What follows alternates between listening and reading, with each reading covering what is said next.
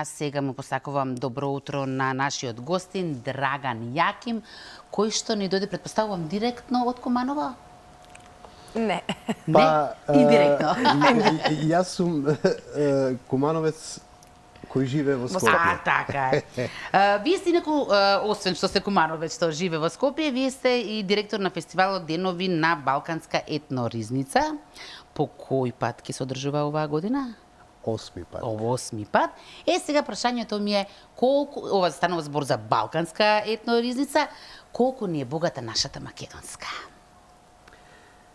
Ако ми дозволите, најпрвин благодарност за телевизија Алфа, што не покани да си ги промовираме нашите активности, кои не се малку. А најпрвин би сакал на гледачите да им го честитам денешниот голем верски празник Свети Никола. По 8 пат Денови на Балканска етноризница, меѓутоа ние имаме и редица на други фестивали, активности, работиме преку цела година. Сдруженијето Ризница е сдружение кое има своја благородна мисија, го собира, го чува историското културно наследство од нашиот крај, од североисточниот регион. Куманово, Кратово, Крива Паланка, селата и така Сигурно ќе имате убав разговор и сето тоа веднаш по рекламите. И се враќаме повторно во студиото на Алфа телевизија. Си продолжуваме со разговорот кој што ви го најави Искра пред рекламите. Наш и ваш гостин ова утро е господинот Драган Јаким, кој што е директор на фестивалот Денови на Балканска етноризница и воедно председател на Сдруженијето Ризница. Господине Драган, добро ви утро сега и од мене. Добро ви ни дојдовте во утринската програма Добро утро секој утро. Ке зборуваме на убава тема, ке зборуваме за фестивалот кој што се случи минатиот месец на 27 ноември. Целиот месец ноември општина Куманово го одбележуваше денот на Куманов, на градот, така е. Сега пред да зборуваме за фестивалот, за вашите впечатоци и што е она што се случуваше тој ден, ме интересира за почеток, а верувам дека ќе бидат навистина интересни приказни за нашите гледачи, а тоа е активностите на Сдруженијето Ризница. Сдруженијето Ризница се занимава со собирање на македонски народни изворни песни од северноисточниот крај. Значи од Куманово, од Крива Паланка, Кратово. Како ги собирате? Ние пред да влеземе овде во студиото, мене ми кажавте, ама би сакале оваа приказна да слушнат и гледачите. Па така, дружејки се со пријатели, со случајни луѓе, со луѓе кои ја негуваат песната, обичаите, адетите и така натаму, ги пронаоѓаме старите луѓе, песнопојци кои од нивните дедовци, баби и така натаму слушнале песни, ги запомниле, ги пеат, а истите се пеат во тој североисточен регион, Куманово, Кратово, Крива Паланка, по селата и така натаму. Од памти век се пеат по славите, по веселбите и така натаму. И ние ги забележуваме тие песни со тонски запис, кои подоцна во нови аранжмани ги преработуваме, меѓутоа ја задржуваме музичката линија, автентичноста и така натаму, така да имаме досега издадено еден носач на звук на кој има 18 песни, од кои 14 пошироката јавност по прв пат ги слуша. Да. Такви песни имаме соберено скоро 200 сега за сега. Континуирано тоа го работиме. И амбицијата ни е да направиме една трилогија од изворни народни фолк мелодии од североисточниот регион. Во план е, бидејќи носачот на звук, вториот поред, треба да излезе во 2024 година. Така. Рековте околу 200, значи дека навистина многу, голема бројка, ама има уште, така, вие не престанувате. Сепак одите повторно тамо каде што ќе слушнете дека има некој повозрасен, да кажам, жител кој што знае да ги отпее тие песни кои што се слушнати од неговите предци. Така. За жал, од некаде 15-20 стари песнопојци кои ни ги кажуваа песните 10-12 години наназад, половина од нив веќе не се со нас. Така да нашето историско-културно наследство со природниот тек, со напуштање на луѓето и тоа може тоа се губи. Меѓутоа, затоа сте вие тука, така? Се трудиме. Да го зачувате тоа, да не се заборави. И сепак да се пренесува од генерација на генерација, па да имаат и нашите идни генерации на што да се сеќаваат и што да пеат во идните, така? Македонска народна изворна музика и песна. Така. Тоа се многу интересни песни. Секоја песна си има своја приказна.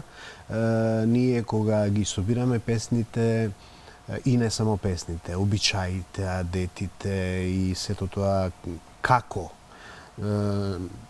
се живеело во поранешно време, некогаш и така натаму.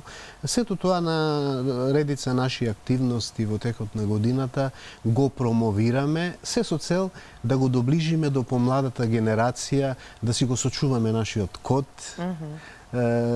Тоа е нашата мисија, да го сочуваме, да го негуваме, да го промовираме историското, културно, нематеријално наследство.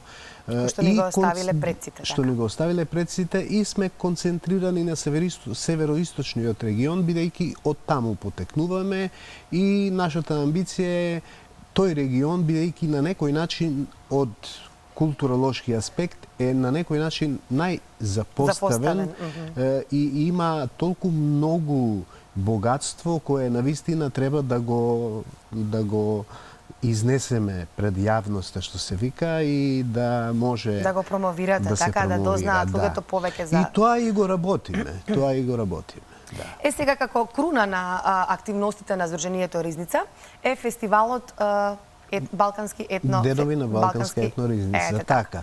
По 8 пат оваа година. По 8 пат.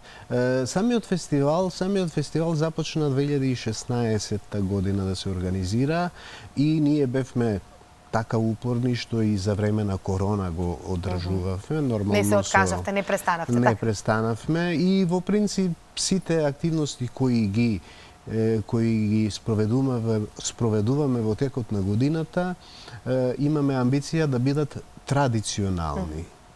Така да и овој фестивал веќе по 8 пат се организираше и навистина беше прекрасен. И секоја година фестивалот има посебна тема, така?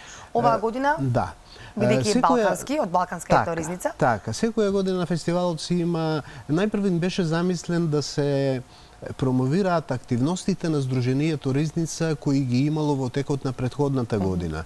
Меѓутоа, еволуиравме во сето тоа и самиот наслов на фестивалот Денови на Балканска етно Ризница си го кажува мотото на сето она што се промовира, што се одвива на самиот фестивал. Така да фестивалот секоја година има некој свој тематски карактер. Оваа година тоа беше Врањска вечер. Зошто Врањска вечер? Па Куманово и Врање имаат пред се многу сличен дијалект. Второ, тоа се збратимени градови. Имавме среќа еден голем уметник Бранимир Стошиќ Каце, беше гост на нашиот фестивал Тумба Фест, кој го организираме во Куманово. Оваа година веќе, односно наредната веќе ќе го организираме по 6 пат. И дојдовме до идеја да направиме Врањска вечер. Значи, оваа година тематиката беше Врање и врањскиот мелос и тоа не случајно. За пошироката јавност можеби некој прв пат ќе го слушне. Врањскиот мелос, врањската песна, културното наследство на Врање од 2012 година е заштитено како нематеријално културно добро од УНЕСКО. И сега во одреден временски период за да остане во УНЕСКО како нематеријално културно наследство, културните работници од Врање имаат за задача да го промовираат. Тоа го направивме годинава токму на фестивалот Денови на Балканска етноризница. Кажавте дека предходните години тоа беше круна на активностите на Здруженијето Ризница. Да. Ама може ли да споменеме какви вечери беа предходните години? Имаше вечери, имавме една година гости ансамбл од Полска, каде што ја промовиравме полската култура. Една година, благодарение на еврејската заедница во Македонија, ги промовиравме старите еврејски сефардски романси кои господинот Мориц Романо ги има собирано токму онака како што ние го собираме историското културно наследство од североисточниот регион. Господинот Мориц Романо, живеејќи во Шпанија, па во Сараево, па во Битола, целиот негов век поминал во прибирање на сефардските романси, така да, благодарение, како што реков, на еврејската заедница, ни ги дадоа нотните записи на кои господинот Глигор Гелебешев направи изворени аранжмани и една вечер беше промоција на еврејската култура во една година имавме тематска поставка Здруженијето Доза среќа кое се занимава со кое ги штити дечињата со Даунов синдром. Имавме прекрасна вечер на која дечињата со Даунов синдром ги пеа песните токму од првиот носач на звук. Има едно момче кое навистина е многу талентирано и ги научи песните, меѓутоа на самата вечер тука беа и нашите еминентни представници од фолк естрадата Душко Георгиевски, Ристо Краповски, Нино Величковски, Владко Алексовски, така да тоа беше еден склоп на најпрви младост и искуство, а после и луѓето кои ги донесоа песните, ги пеа заедно со дечињата со Даунов синдром. Тоа беше една навистина прекрасна вечер. Така да секоја година имаме нова тематска поставка. Мислам дека фестивалот си го најде своето место. Самото 8 поред одржување на истиот, а и последниве неколку години сме влезени во програмата на културни активности по повод Денот на градот. Сето тоа претпоставувам дека кажува дека за големината на фестивалот. Така веќе после 8 години успеавме да се на некој начин наметнете и да си го задржите своето место во градот. Па и пошироко, зашто да не, да се дознае нели за овој фестивал. Уште едно прашање пред да го завршиме разговорот. Колку младите се заинтересирани за овој тип на музика? Колку ја сакаат, колку ја пеат сега, колку ја негуваат македонската народна изворна музика, онаа која што вие ја собирате, која што е оставена во аманет, да кажам, од нашите предци? Така.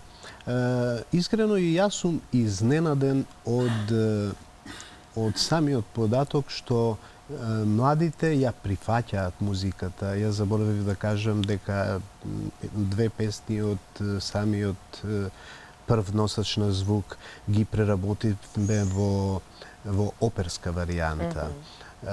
Така да и нашата мисија е не само да ги доближиме тие песни, туку и да ги аранжираме и промовираме на начин прифатлив за помладите, за помладата генерација. Така да и јас сум изненаден од нивото на кое младите ги прифаќаат песните, ги пеат, ги учат, веќе се тоа песни кои се изведуваат на одредени веселби, манифестации и така натаму, така да навистина успеваме во она што сме го замислиле. А самото Здружение Ризница, освен овој фестивал, има и уште неколку манифестации кои ги организира во текот на годината. Тоа е шопската свадба во село Куклица, Кратовско, каде што освен песните ги промовираме адетите, обичаите, го промовираме традицијата, начинот како во старите времиња се правеле веселбите. Понатаму го имаме детското фестивалче Распеано детство, кое го возобновивме, кое е едно од најстарите во нашата држава. И можеби најголемиот проект фестивалот на македонска народна шеговина песна Тумба Фест, кој наредната година веќе, како што реков, ќе го одржиме по 6-ти пат, инаку ќе се одржува по 12-ти пат, бидејќи од некаде 2000-та поради познатите настани престана да се одржува и ние пред 6 години го возобновивме и веќе наредната година по 6-ти пат ќе го одржуваме. И самиот фестивал е вмрежен со голем број на фестивали од околината. На самиот фестивал учествуваат наши еминентни пејачи и самиот фестивал на некој начин соодветствува со мисијата на самото здружение. Фестивалот Тумба Фест во суштина е фестивал кој го сочувува кумановскиот дијалект како историско-културно наследство. Меѓутоа, во последниве години почнавме и да имитуваме, авторите почнаа да прават песни и на другите дијалекти, така да што имавме битолски, прилепски, гевгелиски, валандовски и така натаму. Од цела Македонија. Оваа година ќе имаме кавадаречки и така. Драган, ви благодарам од срце што ова утро бевте наш гостин. Убаво си поразговаравме. Времето е тоа, веќе измина, толку е. Се надевам дека ќе има навистина прилика и во наредната година да не бидете наш гостин овде, поготово кога ќе го комплетирате, како што вие велите, носачот на звук од северно-источниот дел на Македонија, каде што собирате македонска народна изворна песна, песна која што ни останала во аманет од нашите предци, а вие ја запишувате и ја пренесувате на идните генерации. Ви благодарам што бевте со нас ова утро. Ви благодарам и на вас и на интересот што телевизија Алфа ја има за работиве кои ние ги работиме. Благодарам. Да, ви благодарам. Јас некако имам чувство дека, иако постојано се гледачеве коментираме за други работи што одат во наделна линија, дека сепак барем што се однесува до македонската етно музика, добро се движат работите. Генерална една ваша оценка каква беше оваа година за македонската етно музика и етно сцена воопшто? Па не само оваа година, туку и годините наназад, полека се придвижуваат работите. Еве и организација на голем број на фестивали. Прилеп, Валандово, еве Тумба Фест и така натаму.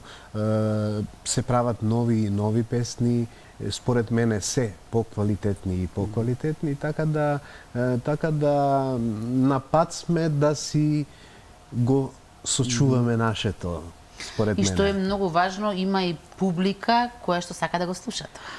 Има публика, особено еве тука, ајде да не биде големо фалење, меѓутоа еве фестивалот Тумба Фест се одржува на самиот плоштад. Пеачите се, оние интерпретаторите се воодушевени кога ќе видат дури на околните згради, на балконите, луѓето си го гледаат фестивалот. Градот е полн, самиот плоштад се полни со луѓе и што е многу карактеристично, немаме, како оди фестивалот, кој трае дури цели 2 часа, имаме само при доаѓање на луѓе, нема некој да си оди да му е досадно или што значи нема незадоволни, сите се задоволни. Да. Многу ви благодарам на вашето гостување.